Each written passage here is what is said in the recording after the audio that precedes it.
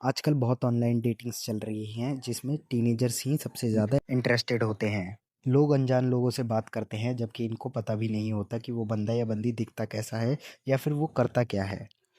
सोचो आप किसी ऑनलाइन बंदे या बंदी से बात कर रहे हो और आप अचानक से उनकी फ़ोटो मांगते हो और वो जो फ़ोटो भेजते हैं आप यकीन कर लेते हो कि आप जिससे बात कर रहे हो ये वही इंसान है। क्या पता वो इंसान वो ना हो जिससे आप बात कर रहे हो, क्या पता वो इंसान वो ना हो जिसकी उसने फ़ोटो भेजी हो। और एक दिन वही इंसान आपसे मीटअप करने के लिए बोलता है और आप लोग हाँ भी बोल देते हैं। फिर अचानक से आप लोग मीटअप करते हैं और फिर आप लोगों को पता चलता है कि ये वो इंसान नहीं है जैसा आप सोच रहे थे। इसको दूसरे तरीके से समझाता हूँ। सोचो आप किसी से मीटअप करने के लिए जाते हो और वो आपका आखिरी मीटअप हो और आप कभी घर ही ना लौट पाओ। ये सुनने में काफ़ी अजीब लगता है, क्रीपी लगता है। तो आज मैं ऐसी एक केस के बारे में बात करने जा रहा हूँ जिसमें एक लड़की एक लड़के से मीटअप करती है और वो मीटअप शायद उसका आखिरी मीटअप होता है। इस लड़की के साथ काफ़ी दिल दहला देने वाला हादसा हुआ है जो मैं आपको अभी बताने जा रहा हूँ। इस लड़की का नाम क्रिश्चियन ली सिलवान था। ये लड़की 26 मार्च 2002 में पैदा हुई थी। वो लड़की एक हाई स्कूल स्टूडेंट थी जो मारीबागो नेशनल हाई स्कूल में पढ़ती थी। वो एक कैथलिक भी थी जो रोज शाम के 4 बजे चर्च जाती थी और 6 बजे अपने घर आ जाती थी। वो जिस चर्च में जाती थी उस चर्च का नाम बारंगे पाजक चर्च था। 9 मार्च 2019 को हर रोज की तरह वो चर्च जाती है और वो वापस घर नहीं आती है। उसकी मम्मी बहुत ज़्यादा परेशान हो जाती है उसके घर ना आने की वजह से। उसकी मम्मी का नाम मिसेस लॉन्ड्रेस था। तो मिसेस लॉन्ड्रेस पास के एक पुलिस स्टेशन में मिसिंग रिपोर्ट लिखवाती है और पुलिस वालों को बताती है कि वो कुछ दिनों से अजीब बिहेव भी कर रही थी। पुलिस वाले इनकी बातों पर ज़्यादा ध्यान नहीं देते हैं। 10 मार्च 2019 की सुबह एक विलेजर अपने डेली काम के सिलसिले से सीतियो महायह फील्ड से गुजर रहा होता है। तभी उसे सिलावान की डेड बॉडी दिखती है। वो शॉक हो जाता है और वो पुलिस स्टेशन में जाके बताता है और फिर पुलिस ऑफिसर्स अपनी इन्वेस्टिगेशन चालू करते हैं। सिलवान की बॉडी के पास पुलिस ऑफिसर्स के अलावा बहुत सारे लोग मौजूद थे जो कि सिलवान को देख रहे थे।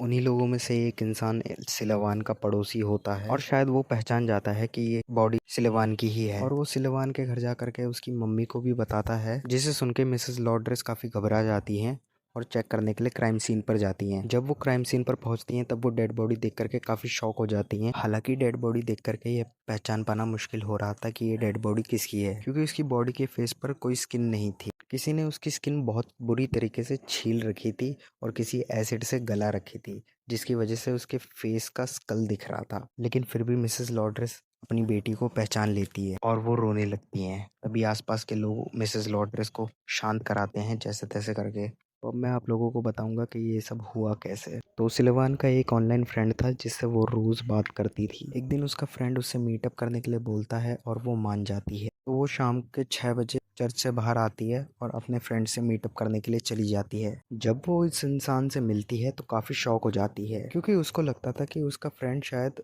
17 साल के आसपास का होगा, लेकिन वो 43 साल का आदमी था। उस इंसान का नाम रेनातो पायोपन था। एक दूसरे से मिलने के बाद वो लोग आपस में बात करने लगते हैं। तभी वो चलते चलते बात करने को कहता है और सिलवान मान जाती है। और ये चीज़ आप सीसीटीवी फुटेज में देख भी सकते हो कि सिलवान किसी इंसान के साथ कहीं जा रही है। जब ये लोग चलते चलते बात कर ही रहे होते हैं तभी रेनातो सिलवान से एंगेजमेंट के लिए पूछता है, जिसे सुनने के बाद सिलवान उसे साफ साफ मना कर देती है और उससे बोलती है कि मैं अपने एक्स को कॉल करके बुला रही हूँ और मैं यहाँ से जा रही हूँ। जिसे सुनने के बाद रेनातो जेलस फील कर रहा होता है और साथ ही बहुत गुस्सा भी होता है, क्योंकि उसने अभी अभी उसको रिजेक्ट किया था। तभी वो उसको गुस्से में घसीट कर सीटीओ फील्ड पर ले जाता है और उसका रेप करके उसका मर्डर कर देता है। लेकिन फोरेंसिक रिपोर्ट के हिसाब से रेनातो अकेला नहीं था। रेनातो के साथ 2 लोग और थे जिन्होंने मिलकर सिलवान का रेप किया था। तो मर्डर करने के बाद ये लोग सिलवान के फेस पर एसिड फेंकते हैं ताकि उसके फेस को कोई पहचान ना पाए। तो तभी रेनातो अपनी जेब से सीज़र निकालता है और उस सीज़र से सिलवान के राइट साइड के कान को काट लेता है और उसकी गर्दन को भी काटता है। फिर उसके राइट हैंड पर वो सीज़र से 7 बार अटैक करता है और इसोफेगस के साथ उसका ट्रैकिया भी करता है। पुलिस इन्वेस्टिगेशन में एक बंदे को पकड़ लेती है जिसका नाम जोनास मार्टेल बियोनो होता है।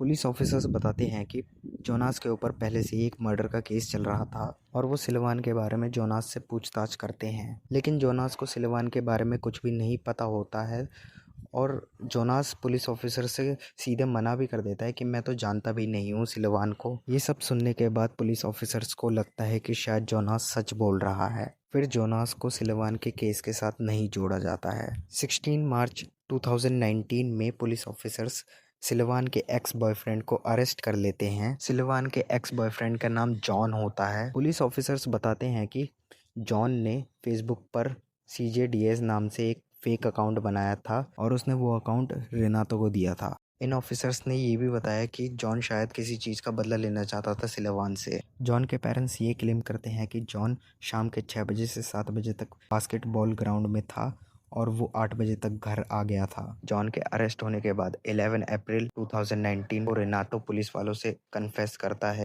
और उनको सब बताता है। वो उनको बताता है कि सिलवान उससे मिलने के लिए बोलती थी, लेकिन रेनातो उसे मना कर देता था।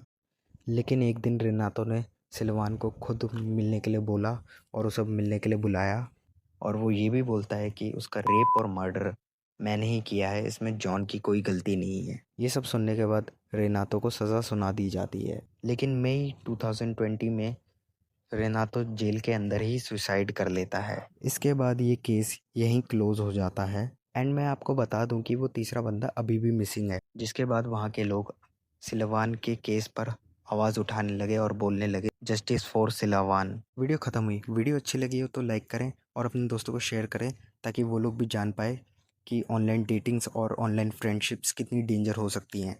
और हाँ, मैं आप लोगों को बता दूं कि ये वीडियो इसलिए लेट हो गई इतनी, क्योंकि हमारा जो मेन बंदा है उसकी लाइफ में थोड़ी पर्सनल प्रॉब्लम्स चल रही हैं, जिसकी वजह से वो वॉइस ओवर नहीं कर पा रहा है। इसलिए कुछ वीडियोस पे मैं ही वॉइस ओवर करूँगा और मिलते हैं आप लोगों से नेक्स्ट वीडियो में। तब तक के लिए बाय।